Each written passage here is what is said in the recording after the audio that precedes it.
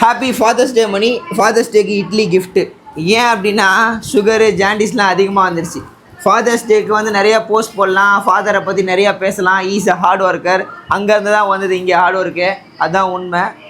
நல்லா உழைச்சிட்டு இருந்த ஒரு மனுஷனை உட்கார வச்சு நாசமாக்கிட்டேன். அது ஏன் தப்பு? ஜஸ்ட் ஒரு அவேர்னஸ். உங்கள் அப்பா நீங்கள் நல்லா சம்பாதிக்கிறீங்க, உட்காருங்கப்பா, நான் உட்கார வச்சு சாப்பாடு போகிறேன்னு மட்டும் சொல்கிறாதீங்க. ஓடிட்டு இருக்கவங்கள நிறுத்திட்டிங்கன்னா பிரச்சனை. ஓகே, ஃபுல் பிரச்சனை தான் வருது. வாக்கிங் போவியா போக மாட்டியா மணி?